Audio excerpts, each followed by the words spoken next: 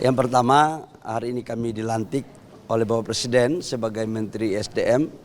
Sudah bertentu Bapak Presiden atas arahannya untuk melakukan beberapa langkah-langkah dalam rangka percepatan, terutama dalam mengoptimalkan potensi dan produksi sumber daya alam kita dalam rangka meningkatkan pendapatan negara, sekaligus menciptakan lapangan pekerjaan. Yang kedua adalah yang sudah bagus sekarang kita lanjutkan, yang belum baik ya kita sama-sama perbaiki. Karena sejatinya kan semuanya itu berkesinambungan. Pak mengingat ya sama Allah. Sorry. Ya.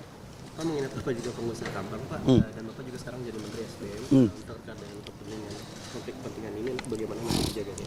Saya sejak dilantik jadi pemerintah sebagai kepala BKPM, saya tidak lagi menjadi pengusaha. Jadi udah selesai dan insya Allah sekalipun saya punya latar belakang sebagai pengusaha, saya bisa membedakan mana yang untuk kepentingan negara dan mana untuk kepentingan pribadi. Justru dengan pengalaman saya sebagai mantan pengusaha itu akan mencoba untuk memenuhi apa yang harus dilakukan perbaikan dalam rangka sejalan dengan apa yang dibutuhkan oleh dunia usaha. Artinya diproksikan ke nomini Pak? Oh, ngawur itu. Maksudnya kan udah nggak pegang langsung, jadi usahain. Oh enggak dong, kalau perusahaan saya jalan aja normal. Saya nggak lagi menjadi pengurus kan. Pak, soal apa koordinasi dengan Pak Rosannya ke depan seperti apa? Karena Bapak kan kepala Satgas sebelumnya, statusnya. Pak Rosan ini adalah senior saya. Sebagian dari pekerjaan Kementerian SDM itu hilirnya itu ada di Kementerian Investasi, terutama menyangkut dengan IUP. Pasti saya akan komunikasi dengan Pak Rosan. Yang kedua menyangkut dengan Satgas. Satgas itu melekat pada jabatan. Jadi Satgas itu melekat pada jabatan Menteri Investasi. Begitu saya sudah pindah sekarang ke Kementerian SDM, ketua Satgasnya tetap Menteri Investasi yaitu Pak Rosan. Namun karena Satgas itu adalah Menteri SDM juga sebagai wakil ketua, pasti kami koordinasi. Dan sifat pengambilan keputusannya kan kolektif kolegia. Gitu. Ya. Pak, untuk Pak Supratman, arahan dari Presiden jadi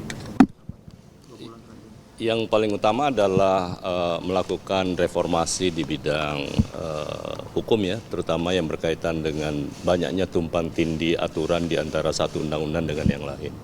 Jadi Bapak Presiden menginginkan supaya itu dilakukan harmonisasi dan kemudian itu bisa mengintegrasikan sehingga tidak ada lagi nanti ego sektoral yang diakibatkan oleh karena tumpang tindihnya satu peraturan perundang-undangan.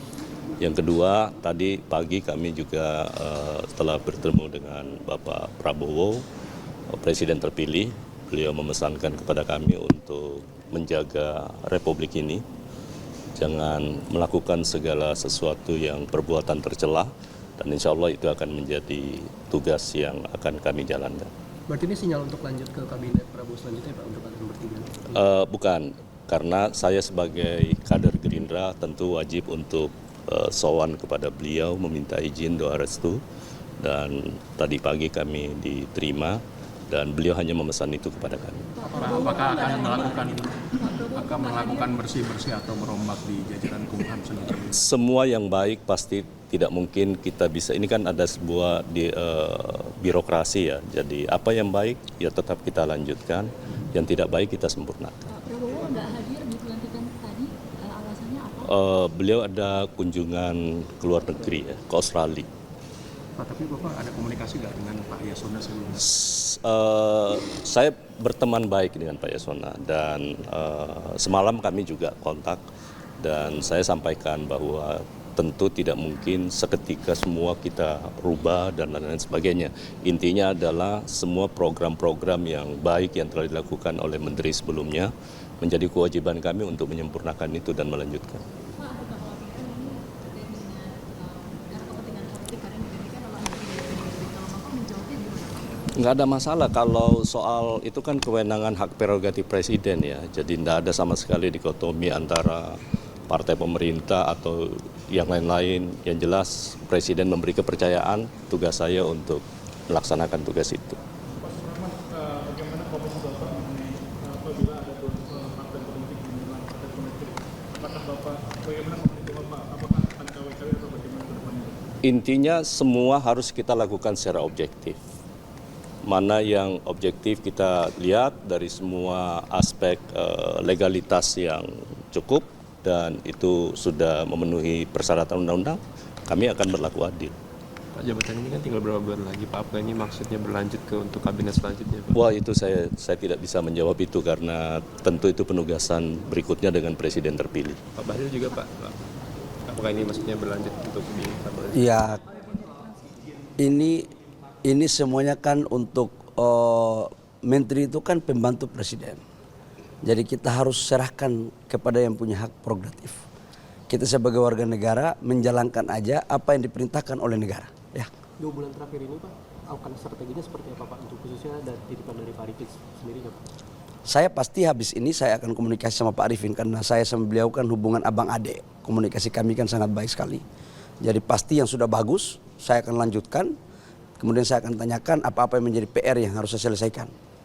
Jadi bukan berarti ada pejabat baru masuk kemudian merombak kebijakan, nggak boleh. Yang sudah bagus kita lanjutkan. Itu kan memang pemerintah harus begitu. Yang belum bagus ya kita sempurnakan bareng-bareng ya. Pak Rosan.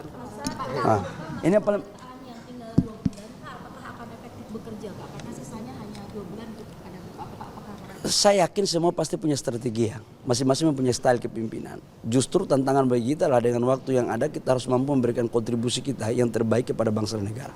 Ya silakan Pak Rosan. Ini Pak Rosan ini bos saya soalnya. Pak Rosan kan disebut ini adalah masa transisi untuk pemerintahan Pak Prabowo nih. Nah, strateginya bagaimana? Ya, ini kan pertama tentunya saya mengucapkan terima kasih atas amanah yang diberikan oleh Pak Presiden Joko Widodo kepada saya. Dan ya amanah ini akan kita jalankan sebaik-baiknya. Untuk sisa waktu 2 bulan ini ya kita berikan yang terbaik dan karena kebetulan juga Menteri Investasi sebelumnya adalah udah seperti ini adik saya sebetulnya, jadi kita komunikasinya sangat baik dan kemarin malam kita sudah mulai bicara dan untuk supaya handovernya, supaya perpindahan itu berjalan dengan baik, berjalan dengan mulus karena program-program yang sudah dicanangkan ini harus kita selesaikan dan pencapaian-pencapaian yang sudah sangat luar biasa yang dilakukan oleh Pak Menteri Bahlil ini ya kita akan teruskan dan tentunya akan kita sempurnakan sehingga target-target yang sudah dicanang ini bisa dilaksanakan dengan baik. Sempat berkomunikasi dengan Prabowo, Pak? Tadi pagi beliau menyampaikan untuk menjalankan amanah ini dengan sebaik-baiknya dan cintailah rakyat Indonesia dan selalu jalankan ini dengan ingat kepada Tuhan Yang Maha Esa. Itu udah arahan dari beliau tadi. Pak terkait soal mencari investasi asing di IKN, Pak, karena saat ini kan belum ada realisasi. Ya tentunya sebagai Menteri Investasi ya kita akan mencari investasi sebaik-baiknya, sebesar-besarnya untuk masyarakat Indonesia itu di IKN dan juga tentunya di manapun wilayah di Indonesia. Jadi itu adalah tugas dari Menteri Investasi. Pak terkait 2 bulan lagi Pak, untuk realisasi investasi di IKN sendiri strateginya bagaimana untuk mempercepatnya Pak? Ya mungkin saya belum bisa berbicara lebih panjang ya karena saya mesti komunikasikan dulu dengan Menteri Investasi sebelumnya supaya langkah-langkah ini bisa menjadi lebih teratur, terstruktur dan investasi itu bisa masuk di IKN dan juga di seluruh wilayah di Indonesia. Pak, untuk Mas Angga, ini gimana? Kominfo kan nambah jadi 2 ini pembagian tugasnya seperti apa nanti ke depan? Ya, setelah ini mungkin saya akan koordinasi dengan Pak Menteri, dengan Pak Wamen. Pertama-tama saya ucapkan terima kasih dulu kepada Pak Presiden Jokowi atas amanah yang diberikan. Tadi pagi juga kami sudah menghadap Bapak Presiden terpilih karena saya juga kader Partai Gerindra, saya minta izin kepada beliau, kemudian beliau pesannya kita harus selalu berpihak kepada rakyat, amanah dan pegang amanah ini dengan penuh tanggung jawab.